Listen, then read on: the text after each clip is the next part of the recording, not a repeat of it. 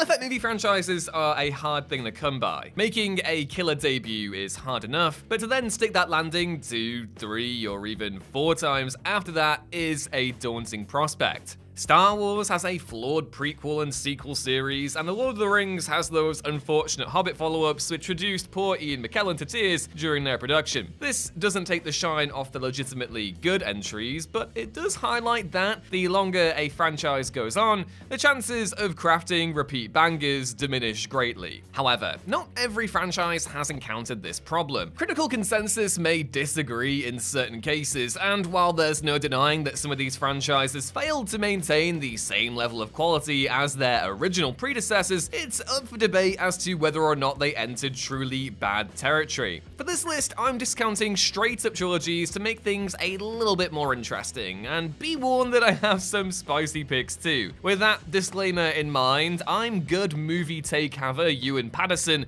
this is Wild Culture, and here are 10 movie franchises with no bad sequels. Number 10. Lethal Weapon. Lethal Weapon and Lethal Weapon 2 are about as close to perfect action movies as you can get if you aren't Johns McTiernan or Woo. The first is a surprisingly gritty cop drama mired in the legacies of Vietnam from Shane Black and Richard Donner, while the Jeffrey Bourne-led second is basically the best buddy cop fun vibes movie ever. I mean, come on, how many times have you watched along and done the whole diplomatic immunity? It's just been revoked with Murtaugh at the end. Finales just don't get any better. Lethal Weapons 3 and 4, comparatively, are not as good. However, just because they're not Lethal Weapon and Lethal Weapon 2 levels of good does not mean that they are bad. There's a lot to enjoy about both, particularly if you're already endeared to Riggs and Murtaugh. Their chemistry carries a lot of the current final 2 Lethal Weapon movies, but there are also fun new additions in Renee Russo's Lorna Cole and Chris Rock's Butters in Lethal Weapon 3 and Lethal Weapon 4 respectively. They're both clumsy entries, no doubt, but if you enjoy hanging with the boys in this case being Riggs and Murtaugh, then they still provide a fitting send-off. Number 9. Scream.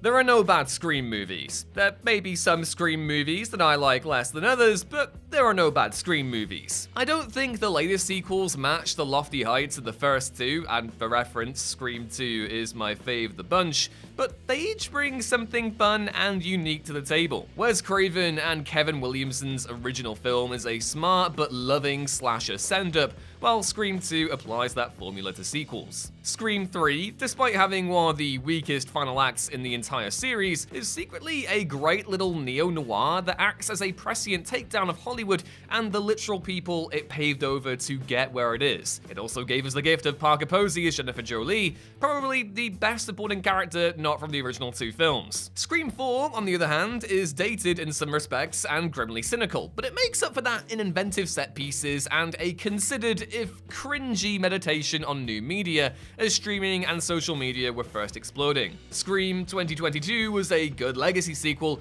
and Scream 6, while suffering from another weak finale, I would argue, makes up for it with some of the nastiest chases and kills in the entire series. Number 8. Rocky. Yep, all the Rocky movies are good, even Adrian's Revenge. When Rocky 5 exists, saying that none of the Rocky movies are bad is going to be a tough sell. However, that movie also sees Sylvester Stallone's street fight one of the biggest a-holes in the entire franchise in the street, and I will defy anyone not to revert to their primordial kill, kill, kill form when Sly gets back up and says, "I hear no bell." Cinema it may not be, but it is most definitely cinema. The first 2 Rocky movies are amazing showcases for Sly's talents, a thoughtful examination of the American dream from a uniquely working-class perspective. They're emblematic of a filmic era that was vibrant, gritty, and unsure. In other words, they're 70s all over. Rocky 3 and Rocky 4, however, are completely the opposite. They're 80s to a T, presenting montage-laden heroic struggles between good and evil, where Rocky is the best, and all of his problems can be solved with boxing. Rocky 5 attempts to rein this back in somewhat,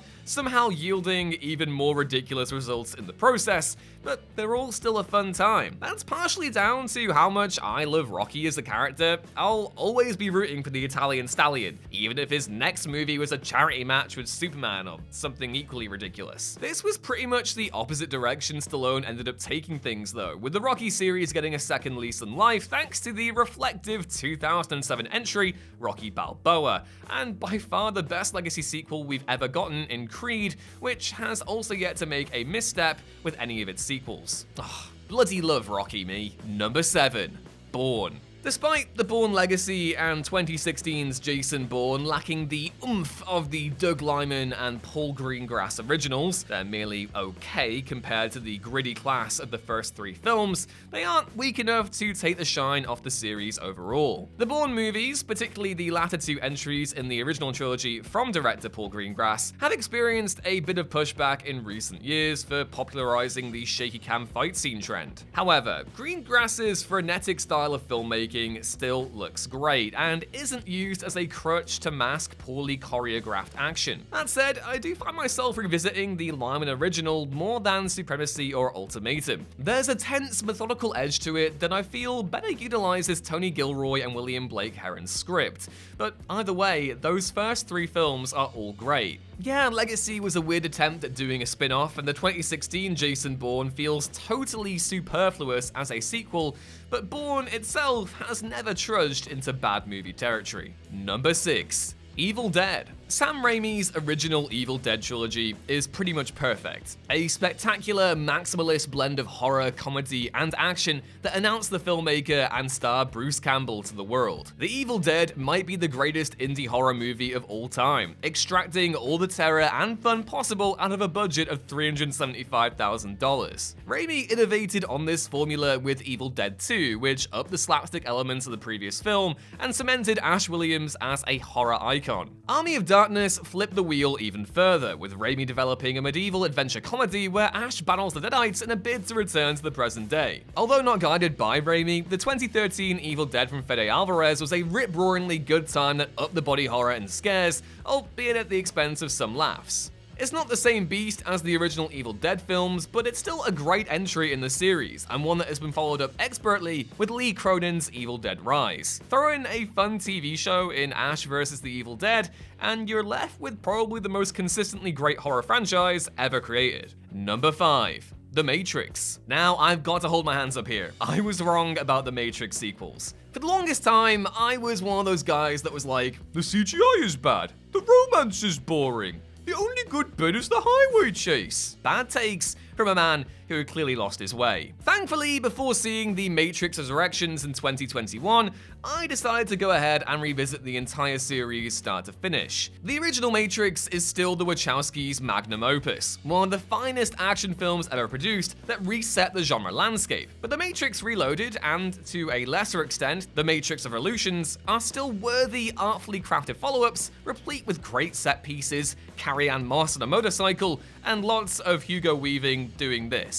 The Matrix Resurrections is my favorite sequel in the series though. Helmed by Lana Wachowski alone this time, Resurrections is the cherry on top of the proverbial Matrix cake, reiterating what the story means to Wachowski and how ultimately that's all that really matters. Keanu Reeves and Carrie-Anne Moss are magnetic once again, and while the lack of Lawrence Fishburne and Hugo Weaving is noticeable, new additions Yahya Abdul-Mateen II, Jessica Henwick, and Jonathan Goff are all brilliant. Give it another 10 years, and everyone will be kicking themselves for not appreciating this masterpiece the same way they did the first sequels from the early 2000s. Number 4. Indiana Jones. Look, right, I already know folks are going to be rolling their eyes at this entry because Kingdom of the Crystal Skull and the Mutt Williams of it all, but I cannot bring myself to call that movie bad. Disappointing? Unquestionably, given how superb the first 3 Indiana Jones films are. But it's not a diabolical misstep the same way The Rise of Skywalker was for Star Wars or The Predator was for Predator. CGI gophers be damned, it's not that much of a departure stylistically or narratively from what came before, and and I would argue taking a sci-fi bent for a Roswell-era adventure was a fitting choice from Steven Spielberg. As far as the original trilogy is concerned, I think that Raiders of the Lost Ark, Temple of Doom, and The Last Crusade are all about on par with each other, with the lattermost entry winning out for me thanks to the chemistry between Harrison Ford and Sean Connery. Temple tends to take some flack on account of Willie being a shrill love interest, but its dark inflections and location work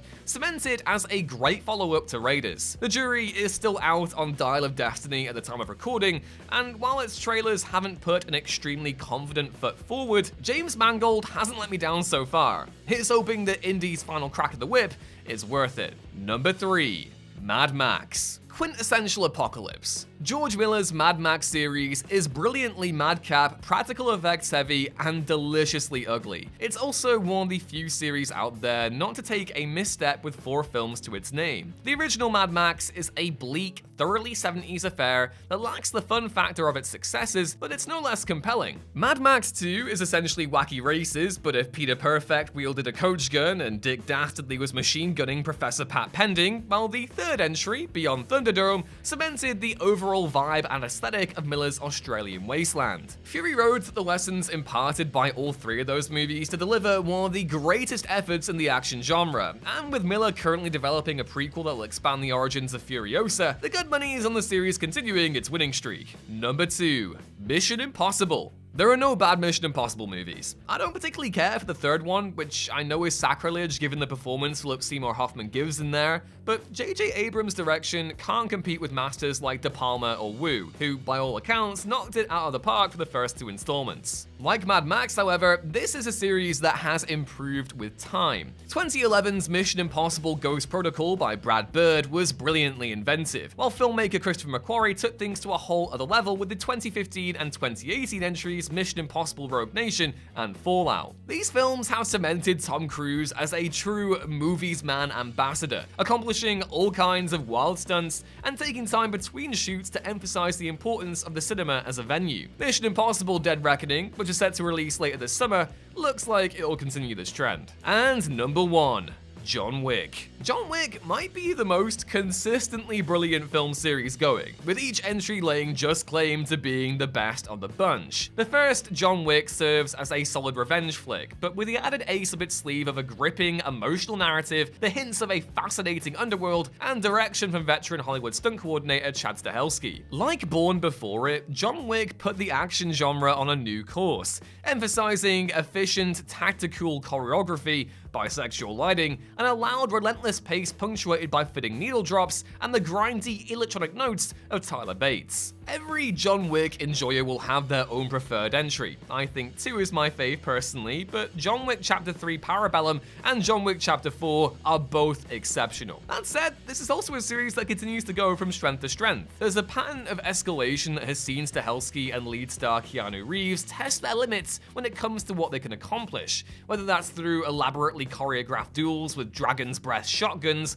horseback chase sequences, or passive-aggressive exchanges of silenced gunfire. The series reads like a love letter to action cinema, and while it remains to be seen if it is indeed the end, it's hard to think of a better signature than Chapter 4. And those were 10 movie franchises with no bad sequels. I know for a fact this is going to cause some discussion in the comments below, so please do let me know if you feel like I missed anything, or if there are some franchises here you don't think are worthy of the no bad sequels crown. If you enjoyed this video, please be sure to drop us a like, as it really does help us out, and if you're new and fancy more, why not hit the cheeky little subscribe button too? Either way, I've been Ewan, this has been What Culture, and I will catch you in the next video. Bye!